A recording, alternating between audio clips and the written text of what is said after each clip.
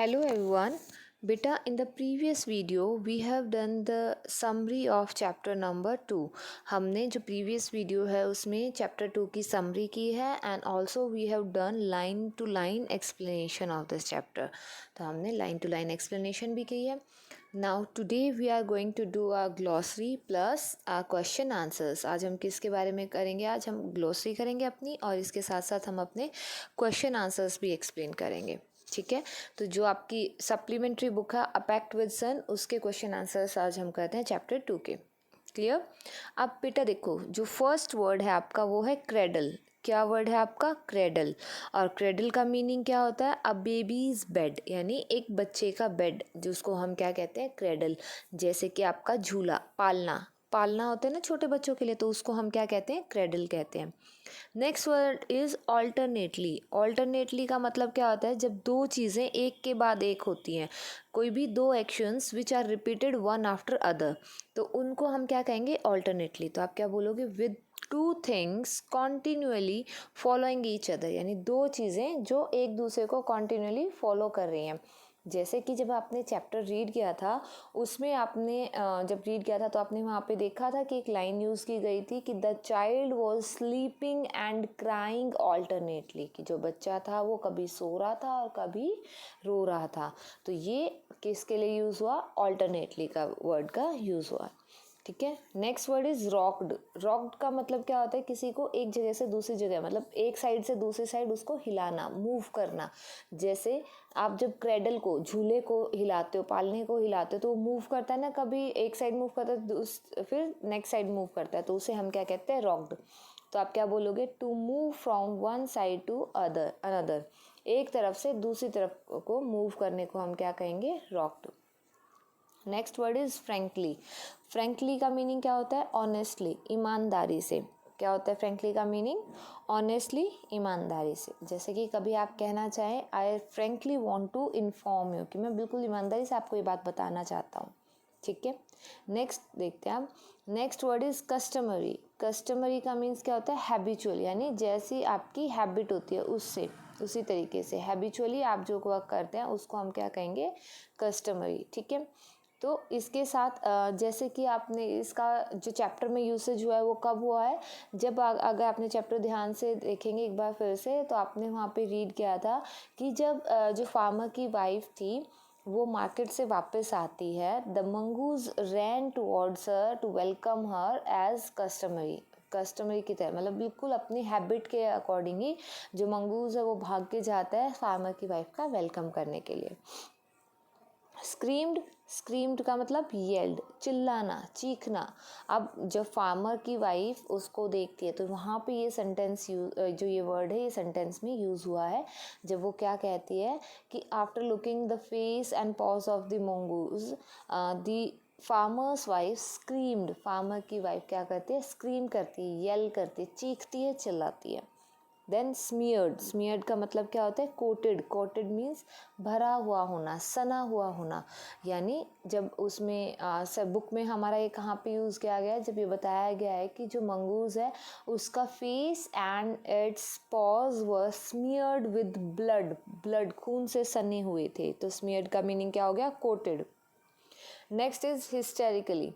हिस्टेरिकली क्या? ऐसा मतलब जैसे पागलपन वाली जो एक एक्शन होता है, रिएक्शन, इमोशन होता है उसको, यानी बहुत एकदम से वाइल्ड इमोशंस को सामने लाना. तो आप क्या बोलोगे? With wildly uncontrolled emotion. ठीक है. वाइल्ड अनकंट्रोल्ड इमोशंस के लिए हम क्या यूज़ करेंगे? Hysterically. Then next is in a flash. In a flash का मतलब क्या होता है? क्विकली, बहुत जल्दी से. ठीक है. इन अ फ्लैश, जैसे हम कहते हैं ना कि एकदम से हमें कोई बात स्ट्राइक करती है, तो वो आपकी होती है इन अ फ्लैश. देन हैस्टिली. हैस्टिली हम किसके लिए यूज़ करेंगे? हरिडली के लिए, यानी ये भी क्या है? जल्दी से. अब यहाँ पे हैस्टिली आपकी बुक में कहाँ पे यूज़ हुआ है? जब फार्मर की वाइफ के लिए यूज़ हुआ है कि शी एक्टेड हैस्टिली, वो बहुत बिना सोचे समझे जल्दी से एक्ट कर देती है. And she just put the basket on the mongoose. जो उसने अपनी बास्केट को क्या किया था? मंगूज के ऊपर स्ट्राइक करके, मतलब फेंक के उसके ऊपर हिट किया था मंगूज को. तो वो उसने कैसा एक्शन किया था? हैस्टिली एक्शन किया था. ठीक है. तो हैस्टिली मीन्स हरिडली, बहुत जल्दी से. इसके साथ आपके कीवर्ड्स डन होते हैं. Now we are going to do our question answers. ठीक है. The first question is why did the farmer bring a baby mongoose into the house. जो फार्मर है, किसान है, उसने वो घर में एक बेबी मंगूज को क्यों लेके आया. ब्रिंग मतलब लाना किसी को. और बेटा देखो ये क्वेश्चन कौन से टेंस में है, पास्ट टेंस में. डिड यूज हुआ है ना, तो कौन सा टेंस हो गया, पास्ट टेंस हो गया. तो हम क्या करेंगे, जब आंसर लिखेंगे तो हम यहाँ पे वर्ब कौन सी है, ब्रिंग. तो ब्रिंग की हम पास्ट जो फॉर्म है वो यूज़ करेंगे, सेकंड फॉर्म यूज़ करेंगे, जो कि आपकी क्या हो जाती है, ब्रॉट. तो आप आंसर देखो क्या लिखेंगे, the farmer brought a baby mongoose into the house. देखो यहाँ तक तो आपका सेम क्वेश्चन में से है कि जो फार्मर है वो एक बेबी मंगूज को, नेवले को लेके आया अपने घर में. अब किस लिए लेके आया वो पढ़ते हैं. For giving company to his son, कि वो अपने बेटे को क्या देना चाहता था, कंपनी, मतलब उसके कोई साथी होना चाहिए, ये सोच के वो उसको मंगूज को, बेबी मंगूज को अपने घर लेके आया था. ठीक है. तो क्वेश्चन नंबर 1 क्लियर. अब हम कहते हैं question number 2. Question number 2 says why didn't the farmer's wife want to leave the baby alone with the mongoose. कि जो फार्मर की वाइफ थी, फार्मर्स की जो वाइफ थी, वो क्यों नहीं चाहती थी कि जो उनका बेटा है उसको वो छोड़ के जाए, लीव करके जाए, छोड़ के जाए अकेला, अलोन, अकेला किसके साथ, नेवले के साथ. तो वो क्यों नहीं चाहती थी वो बताएंगे. उससे पहले फिर से ध्यान देना है, पास्ट टेंस है, यहाँ पे डिडंट यूज़ हुआ है. तो कौन सा है आपका टेंस क्वेश्चन का, पास्ट टेंस है. तो आपको आंसर भी पास्ट टेंस में ही देना है. तो इसका आप क्या आंसर देंगे, the farmer's wife didn't want to leave the baby along with the mongoose. यहाँ तक तो आपका हो गया किससे, क्वेश्चन से. द फार्मर्स वाइफ डिडंट, देखो एक बार मैं फिर से करवा रही हूँ, क्वेश्चन में कहाँ से लेंगे, द फार्मर्स वाइफ डिडंट फिर want to leave the baby alone with the mongoose. यहाँ तक आपका क्वेश्चन मिस हो गया. इसके आगे आप करेंगे बिकॉज, क्योंकि, क्यों नहीं छोड़ना चाहती थी अकेली, अब बताएंगे हम. क्योंकि शी वॉज अफ्रेड, वो डरी हुई थी, किस चीज़ के बारे में, दैट की द मंगूज, जो नेवला है, कुड हार्म हर सन, उसके बेटे को क्या कर सकता है, नुकसान पहुंचा सकता है. हार्म का मतलब नुकसान पहुंचाना. क्लियर. तो फार्मर की वाइफ क्यों नहीं छोड़ के जाती है, क्योंकि उसे डर होता है कि कहीं जो नेवला है उनके बेटे को कोई नुकसान ना पहुंचा दे. Now question number 3. What was the farmer's comment on his wife's fear? अब जो फार्मर होता है उसका क्या कमेंट होता है, यानी कमेंट मीन्स फार्मर क्या जवाब देता है किस के ऊपर, ऑन हिज वाइफ्स फियर, जो उसकी वाइफ का डर है उसके ऊपर फार्मर क्या रिप्लाई करता है, अब वो पूछा गया. तो अगेन टेंस किस कौन सा है, पास्ट टेंस. वॉज यूज हुआ है ना, तो कौन सा टेंस हो गया, पास्ट टेंस हो गया. यहाँ पे वर्ब क्या है, कमेंट. तो कमेंट के हम सेकेंड फॉर्म यूज़ करेंगे.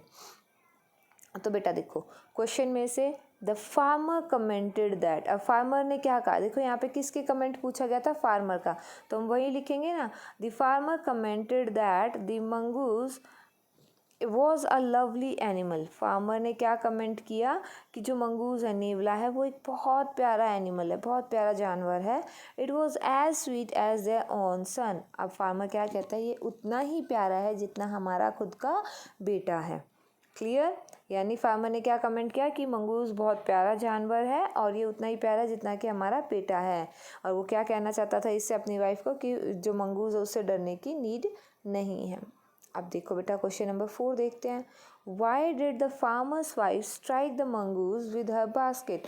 जो फार्मर की वाइफ थी उसने मंगूज को हिट क्यों, स्ट्राइक मतलब चोट क्यों पहुँचाई, किससे, अपनी बास्केट से. ठीक है. अगेन ये क्वेश्चन कौन सा टेंस में है, पास्ट टेंस में. डिड यूज़ किया गया ना, तो कौन सा टेंस हो गया, पास्ट टेंस हो गया. तो हम क्या करेंगे, जो यहाँ पे वर्ब है स्ट्राइक, इसकी सेकंड फॉर्म यूज़ करेंगे. एंड स्ट्राइक की सेकंड फॉर्म क्या होती है, स्ट्राइक्ड. तो वर्ब की सेकंड फॉर्म यानी वर्ब की पास्ट फॉर्म यूज़ की हमने. ठीक है. तो हम आंसर कैसे देंगे, the farmer's wife strike the mongoose with her basket. यहाँ तक तो आपका कहाँ से आ गया, क्वेश्चन में से, कि जो फार्मर की वाइफ थी उसने मंगूज को अपनी बास्केट से इसलिए स्ट्राइक किया बिकॉज, क्योंकि शी थॉट, उसने सोचा, that he had killed her baby, कि उसने, दैट की ही यहाँ पे किसके लिए यूज़ हुआ है, मंगूज के लिए, कि mongoose had killed her baby, कि मंगूज ने, नेवले ने उनके बच्चे को मार दिया है. क्लियर. तो किस लिए स्ट्राइक करती है वो? Because she thought that he had killed her baby, क्योंकि उसने सोचा कि मंगूज ने उसके बेबी को मार दिया, इसलिए उसने जो बास्केट थी उससे मंगूज के ऊपर मंगूज को स्ट्राइक किया। ठीक है, अब नेक्स्ट जो लास्ट क्वेश्चन है आपका वो देखते हैं। Did she repent her hasty action? क्या उसे रिपेंट मीन्स पछतावा होना, हेस्टी बहुत जल्दी लिया गया, और एक्शन जो मतलब उसका काम, बहुत जल्दी उसे काम किया, बिना सोचे समझे जो उसने काम किया, क्या वो उसको उस एक्शन के ऊपर उसको पछतावा था? रिपेंट मीन्स पछतावा होना। How does she show her repentance? अब उसने अपना जो पछतावा था वो किस तरह से दिखाती है? तो बेटा देखो, आंसर देने से पहले आपको ये समझना है कि इस क्वेश्चन को हम 2 पार्ट्स में डिवाइड करेंगे। First part is did she repent her hasty action? क्या उसे अपना बिना सोचे समझे जो एकदम से बहुत जल्दी एक्शन लिया था उसके ऊपर उसको पछतावा था? तो सबसे पहले हम इसका आंसर देंगे, तो आप क्या बोलोगे? Yes, she repented. देखो बेटा यहाँ पे डिड था तो रिपेंट का क्या हो गया? Repented. She repented her hasty action, she repented her hasty action की, हाँ बिल्कुल सही बात है, उसने अपने जो ये बहुत जल्दी एक्शन लिया था इसके ऊपर उसको पछतावा था। अब नेक्स्ट क्वेश्चन देखो, how does she show her repentance? उसने अपना रिपेंटेंस, अपना पछतावा कैसे दिखाया? तो कैसे दिखाया?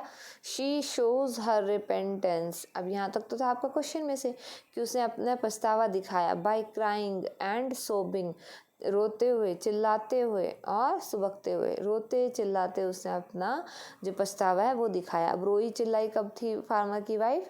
जब वो अंदर जब जाके देखती है रूम के अंदर, तो उसको क्या पता चलता है कि जो बेबी है वो तो सेफली सोया हुआ है और जो नेवला है उसने सांप को मार दिया था। तो जो नेवले के खून लगा हुआ था वो किसका खून था? सांप का खून था। तो ये चीज़ देख के उसको अपने ऊपर बहुत ज़्यादा पछतावा होती है और वो वहाँ पे नेवले के पास जाके बहुत रोती है। तो बेटा इसके साथ ही आपके चैप्टर 2 के question answers and keywords done हो गए हैं। आपको अब इसको अच्छे से neat and clean hand writing में अपनी नोटबुक में नोट करना है। ओके बेटा, thank you and have a nice day.